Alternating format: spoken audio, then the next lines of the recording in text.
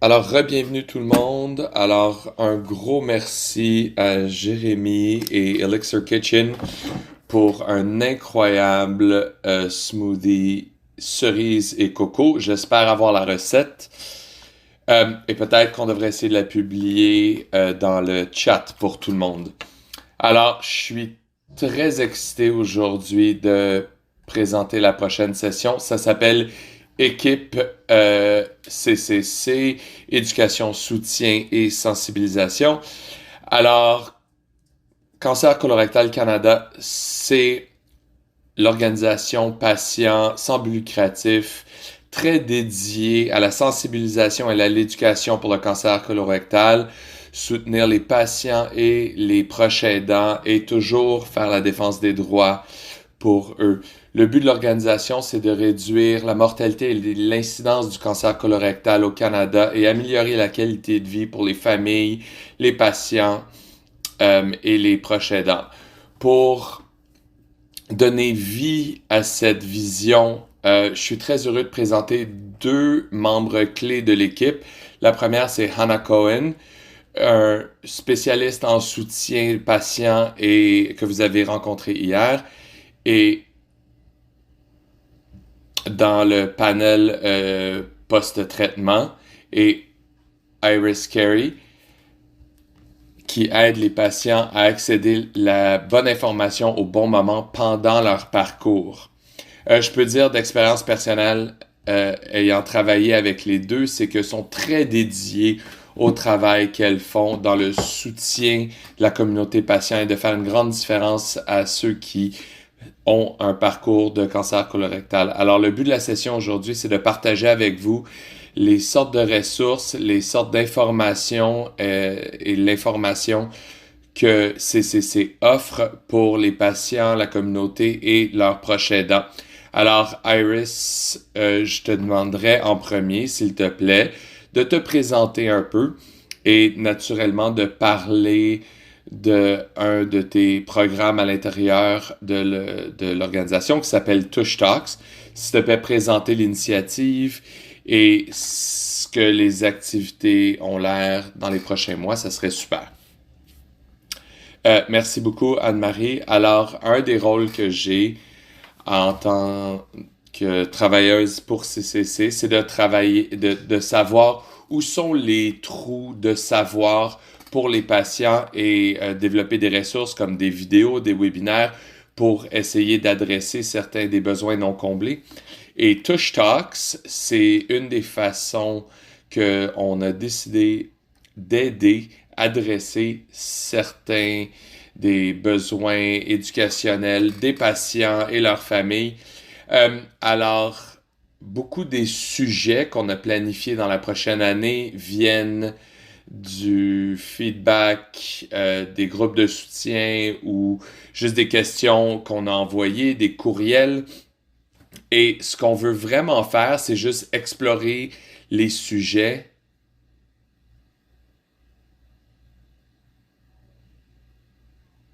qu'on a eus avec des conversations informelles et de juste rapporter plus d'informations à ces endroits où les gens veulent apprendre dans leur parcours. Anne-Marie, j'allais dire, est-ce que tu pourrais nous donner certains sujets que, que les gens peuvent apprendre? Ça serait quoi? Alors, pour le prochain Touch Talk, qui est à la fin du mois de mai, on va explorer les soins palliatifs. Alors, ça s'appelle Démystifier les soins palliatifs et c'est le mercredi 25 mai de 7h à 9h PM sur Zoom et c'est Zelda Freitas qui est une travailleuse sociale avec des dizaines d'années qui va parler du soin palliatif, comment ça a évolué et ce que ça peut offrir à différentes étapes. Alors, on va partager ça, le lien d'enregistrement pour s'enregistrer pour ça. Et dans les prochains mois, on va parler des soins aux survivants, on va parler de fertilité, des nutritions, et différents autres sujets qui ont été ramenés par notre communauté euh, de cancer. Anne-Marie. Alors, aux gens ici, s'il y a des sujets qui vous intéressent, des choses que vous voudriez entendre, sentez-vous libre de soit les mettre dans les questions, dans la plateforme, dans le chat, et on va vérifier toutes ces choses-là aussi. Alors, je sais que toi, tu es responsable pour les groupes de soutien à l'intérieur de CC. Alors, est-ce que tu peux nous parler de ça un peu plus, s'il vous plaît, et comment les gens peuvent accéder à ces groupes-là, les sortes de groupes qui sont disponibles pour ceux dans la communauté? Oui, absolument, Anne-Marie. Alors, je suis très, très, très heureuse de dire à tout le monde que on a plusieurs groupes de soutien virtuels qui sont là mensuellement. Ces groupes de soutien-là sont offerts de façon nationale et vraiment, on a des gens qui viennent des États-Unis. On a entendu parler d'eux à travers... Ils ont entendu parler de nous à travers les médias et ils ont communiqué avec nous et c'est bien. Puis ça, c'est un des positifs qui est venu avec le COVID. Alors, on a une communauté virtuelle qu'on a commencé et le format de ces groupes de soutien-là, c'est qu'on a typiquement une présentation, soit moi ou un de mes coéquipiers de CCC, un sujet d'intérêt, soit c'est venu du groupe ou c'est venu de l'extérieur, et ça peut être clinique, ça peut être psychosocial, et on fait première heure une présentation et la deuxième heure, c'est vraiment juste un question-réponse, une discussion avec le présentateur au sujet du sujet. Puis là, on fait un tour de table, on vérifie avec tous les membres.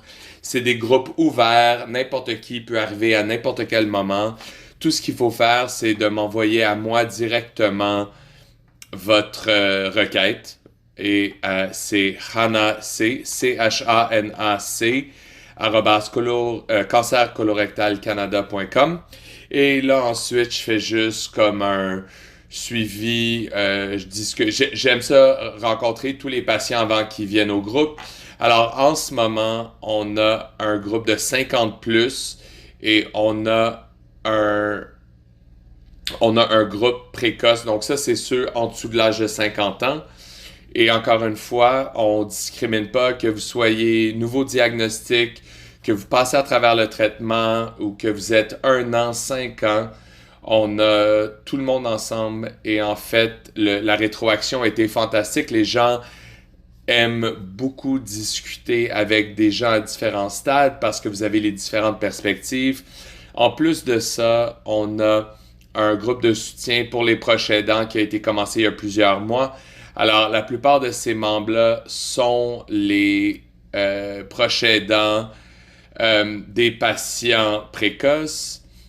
Et aussi, on va commencer probablement au mois de juin un groupe pour les gens en traitement. Et ça vient du groupe précoce où on a beaucoup des gens qui sont en traitement et naturellement, les sujets sont très différents à cette étape-là. Alors, on veut pouvoir offrir ça aux patients et accéder à ces ressources-là aussi. Modérateur. Hannah, t'as dit il y a plusieurs groupes. Et en fait, une des choses les plus importantes, je pense, c'est le problème avec séparer ceux d'âge précoce. Et tu sais, les problèmes sont différents. Les problèmes grandissent. Alors, est-ce qu'on peut parler de l'impétus pour ce groupe-là? Est-ce que c'est différent des gens au-dessus de 50 ans? Ce groupe de soutien-là, parle-nous un peu plus de ça. Particulièrement sachant que c'est quelque chose qui croît en ce moment. Oui, tristement, c'est le cancer avec la plus grande croissance dans la population plus jeune. On sait pas vraiment pourquoi, c'est multifactoriel. Alors, on voit, particulièrement quand moi j'ai été diagnostiqué, je pouvais pas trouver de soutien. J'ai regardé dans la salle de traitement et tout le monde avait 70 ans ou plus. Alors, c'est vraiment une opportunité d'avoir de ramener la communauté plus jeune ensemble. Il y a plusieurs programmes alentour à travers le pays et même de façon internationale avec ceux d'âge précoce. Alors, on connecte avec ces communautés-là, on parle aux gens, on leur dit qu'il y a un groupe spécifique au colorectal pour les gens d'âge précoce. Alors, comme tu as dit, Anne-Marie, les étapes d'âge, les étapes de vie, c'est la plus grosse différenciation entre les gens, tu sais, la population 50 plus ou en dessous de 50, on parle de fertilité, on parle des fois, tu sais, par exemple, aller sur des dates. Pas que vous n'allez pas sur des dates quand vous êtes plus vieux, c'est juste c'est complètement différent. On parle d'image de soi, ça c'est un gros problème pour beaucoup de gens. On parle d'être parent. Il y a plusieurs choses. Le retour au travail, bien sûr. Alors, toutes ces choses qui sont d'intérêt et problématiques pour les gens en dessous de l'âge de 50. Modératrice. Et si moi, je ne veux pas rejoindre un groupe, mais si je veux de l'information spécifiquement à propos des âges précoces ou juste de l'information sur le cancer colorectal en général, qu'est-ce que je peux faire? C'est quoi les ressources qui sont là pour moi? Naturellement, les groupes, c'est pas pour tout le monde. Il y a des gens qui préfèrent les discussions individuelles. On offre ça aussi. On offre du soutien un sur un aux patients, aux proches aidants. Et l'accès, c'est vraiment le soutien. Support at colorectalcancercanada.com. Vous pouvez envoyer un courriel. C'est probablement la façon la plus facile. Et ça, c'est envoyé à moi et à mes collègues et on va vous rejoindre et on va trouver un temps pour une session individuelle avec le patient pour discuter de façon individuelle. Modératrice, incroyable. Alors, je reviens à toi, Iris. Alors, un des sujets chauds, je vais appeler c'est le sujet des biomarqueurs et des tests génétiques. Il y a tellement d'informations là-dessus, les avancements, la science, les avancements en science pour leur habilité à gérer la maladie, à prendre en charge la maladie. Ça explose en ce moment. C'est très encourageant. Et je sais que CCC a beaucoup de ressources là. Est-ce que tu peux nous parler de ça, s'il te plaît? Oui, bien sûr. Alors, pour de l'information pour les biomarqueurs et la médecine individualisée, on a un programme et dans le programme, on a plusieurs ressources qui sont très accessibles pour les patients et les proches aidants, les familles. Alors, le premier, c'est un pamphlet sur les biomarqueurs qui est vrai juste un bon sommaire. C'est quoi les biomarqueurs? Quand est-ce qu'on devrait tester et comment est-ce que les biomarqueurs peuvent être utilisés pour déterminer le meilleur traitement pour les patients spécifiques.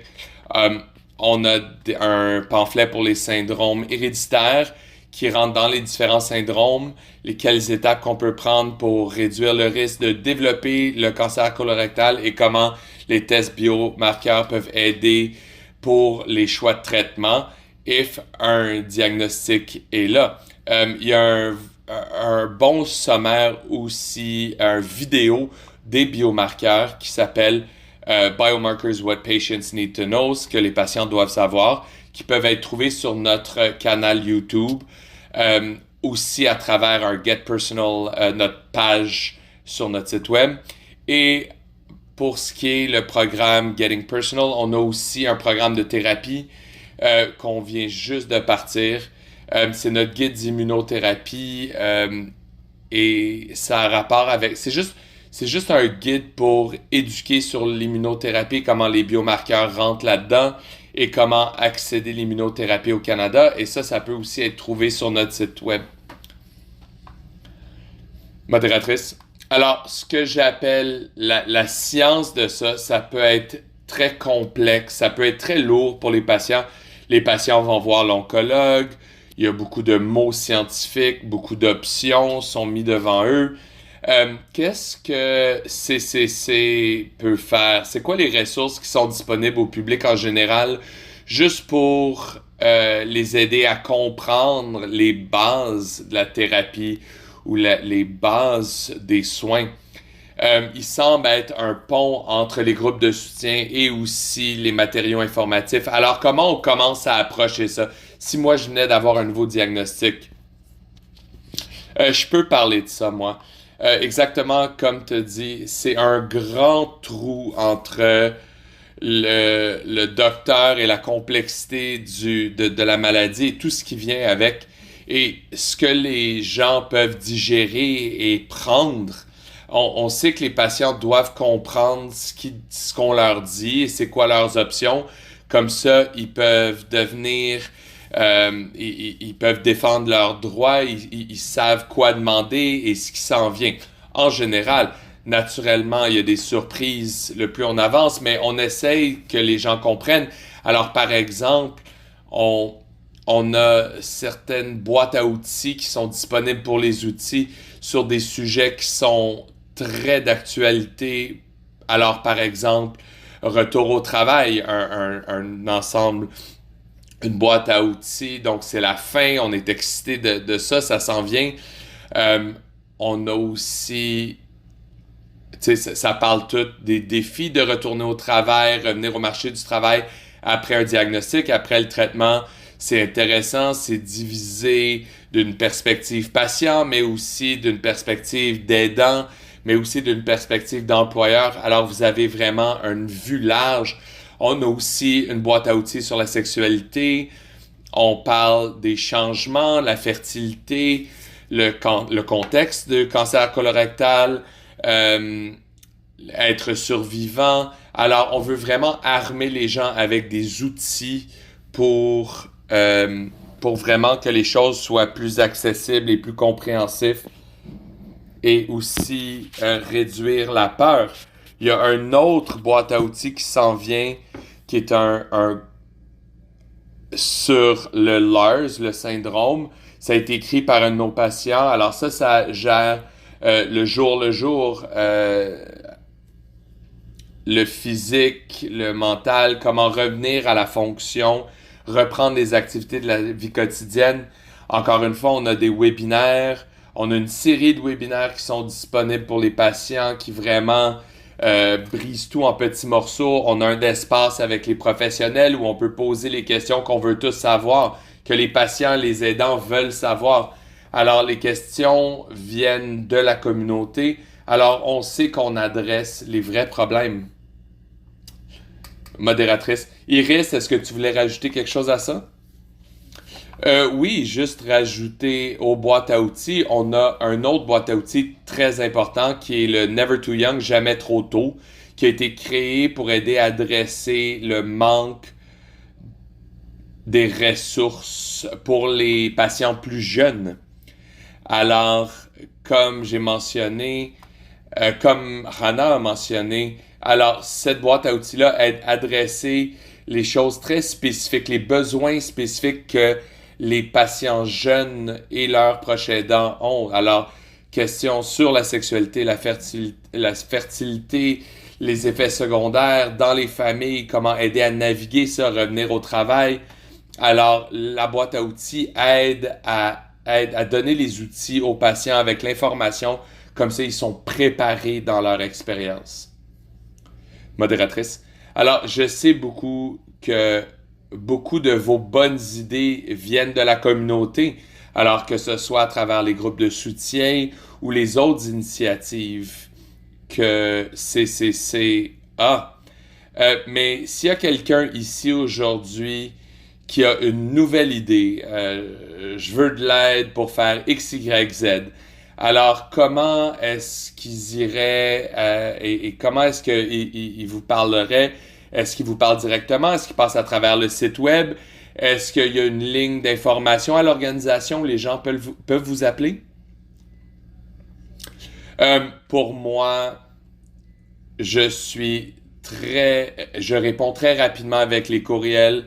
Je travaille 4 jours par semaine, alors je vérifie mes courriels 4 jours semaine. La meilleure façon de faire ça, c'est à travers soutien ou support at colorectalcancercanada.com. C'est la meilleure façon de faire ça. Et on peut aussi avoir des consultations au téléphone. Modératrice, merci.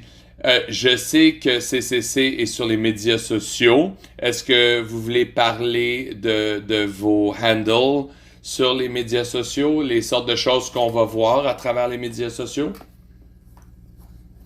Oui. Euh, oui, alors notre page Instagram, on a une page Instagram qui est at Colin Canada et on a Twitter, on a LinkedIn, Facebook. Alors, on a nos webinaires, nos événements sont mis là. Euh, Même si on a un événement, on va poster où trouver toute cette information-là, où les choses sont accessibles. Et ces ressources-là sont accessibles. Euh, alors, vous pouvez toujours regarder nos plateformes et voir qu'est-ce qu'on fait avec nos événements et où trouver. Modératrice, je sais que vous êtes super occupés et pour tous ceux qui n'ont pas encore regardé leurs médias sociaux, faites-le. Il y a tellement d'informations sur le site web qui est colorectalcancercanada.com. Alors, un mot, colorectalcancercanada.com. Et vous allez trouver toute cette information-là sur le site web aussi. Oh, Anne-Marie, désolé, je veux juste mentionner une autre chose aussi que Iris fait beaucoup de travail, c'est notre envoi mensuel, notre newsletter, notre bulletin. Vous pouvez vous enregistrer, il y a un bouton sur le site web et ça vous garde très à jour sur pas juste les événements, mais aussi la recherche d'Iris, l'information, les dernières informations scientifiques. Plein de choses très importantes sont incluses là dans nos programmes, etc. Alors, c'est une belle façon de rester à jour. Anne-Marie, merci de mentionner ça. Et il y a tellement de magnifiques conversations dans la conférence patient et CCC a une mission forte d'être une ressource optimale dans l'espace. Et c'est pour ça qu'on veut partager avec la communauté tellement des bons programmes, des boîtes à outils, de l'information disponible. Et je voulais faire le pont à une dernière chose, une grosse initiative que CCC a fait pour les 5 dernières années. Et j'ai eu le privilège de faire partie de ça. C'est la conférence annuelle. Et la conférence annuelle inclut les patients, l'industrie, les professionnels de la santé, tous les joueurs à travers l'écosystème de soins en cancer, d'une façon qui amène de façon très collaborative un grand nombre des innovations et des façons innovantes que le cancer et le système de soins de cancer a changé. Et Iris, je pense que les gens ici seraient heureux de comprendre la nature des conférences, quand ils se passent, qu'est-ce qu'ils font, les choses qu'on discute à ces conférences-là et comment les patients peuvent se rendre. Et on est très heureux d'avoir les patients à ces conférences annuelles-là. Alors, notre conférence annuelle est en novembre et ces conférences-là ont été dirigées vers, tu sais, comment changer l'écosystème clinique et transformer ça en un écosystème qui est plus centré sur les patients. Alors, il y a beaucoup de progrès qui a été fait dans les dernières années et surtout la dernière conférence, novembre 2021. Et on a vu que ça a bougé dans un développement d'un nouveau produit, le PACT. Alors, c'est le Patient-Centered Approach to Clinical Trials, donc pour les études cliniques centrées sur les patients. Alors, les centres, pas juste des créateurs, pas juste des partenaires, mais des créateurs et que les patients soient une voix dans tout le processus. Encore une fois, la conférence est tous les mois de novembre et on commence à faire la promotion 1 ou 2 mois avant. Tout le monde est bienvenu. Alors, juste regarder nos médias sociaux pour voir quand est-ce que ça va se passer. Modératrice, merci beaucoup Iris de mentionner ça. La raison que je le mentionne, c'est que c'est pas toujours commun pour les patients d'avoir un engagement avec l'industrie, le gouvernement, dans une conférence. Et c'est ça qui rend cette conférence-là tellement puissante. Le thème a souvent été de l'engagement patient dans les études cliniques, comme on a parlé dans une session à l'intérieur de cette conférence-ci. C'est très innovant et d'avoir ce qu'on a, tu sais, tous les joueurs autour de la table qui écoutent, qui parlent de façon différente. Et CCC a vraiment eu du leadership dans ça. Comme Iris Ossep, regardez le site web, signez, enregistrez-vous dans les médias sociaux. Et c'est quoi la ligne d'information encore? C'est support at colorectalcancercanada.com. colorectalcancercanada.com. Oui, support at colorectalcancercanada.com. Et vous pouvez écrire à Hannah ou Iris qui vont pouvoir vous aider. Des dernières choses à dire sur célébrer les ressources extraordinaires que l'organisation a? Oui, alors, si c'est correct avec vous, je veux juste m'assurer que nous, ce qu'on fait dans les prochains mois, on a des choses très excitantes qui se passent. Alors, premièrement, je veux mentionner, mes collègues ont développé le programme de champion CCC, qui est du soutien pair à pair, qui est très important. Et on remarque que les patients veulent connecter ensemble à travers ça. Alors, on a des façons intéressantes de faire ça. On va piloter le projet avec certains de nos patients en ce moment et on est très excités de faire ça, de commencer ça. Une autre chose, ça serait, on a des modules d'éducation qui s'en viennent. Alors, des sessions pour les nouveaux diagnostics, toutes les questions que les gens ont, les sujets que les gens doivent savoir, sans mettre trop d'informations entre leurs mains, parce que ça peut être dangereux aussi. Et ensuite, les modules de traitement. Et ensuite, on va juste continuer. Et comme j'ai dit, c'est juste garder les patients informés, l'éducation. Puis ça s'en vient dans les prochains mois. Et aussi, on a un site web que les patients peuvent visiter, qu'on va refaire très prochainement.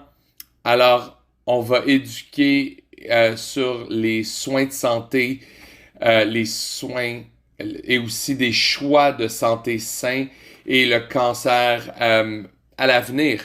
Alors, c'est vraiment pan-cancer. Alors, des choses très excitantes qui vont être accessibles aux patients, pas épeurants. On veut vraiment connecter avec la communauté pour donner à tout le monde ce qu'ils ont besoin pour avoir du succès. Anne-Marie, j'adore le truc sur la nourriture. C'est ça, hein? Oui, fantastique. Oui, c'est www.foodisthefightcancer.com. Oui, c'est foodfightcancer.ca. Oui, désolé. Anne-Marie. Oui, alors si on le manque, on peut toujours revenir à support at colorectalcancercanada.com. Oui, envoyez-nous un courriel et on va vous répondre. Anne-Marie, super. Alors, j'espère que tout le monde est excité comme moi de célébrer le travail extraordinaire que l'organisation fait. Hannah, Iris, vous faites un travail extraordinaire et je peux dire personnellement, basé sur mon expérience, qu'elles sont extraordinaires à écouter et traduire les besoins en programmes prolifiques qui aident la communauté. Alors, merci d'être avec nous aujourd'hui.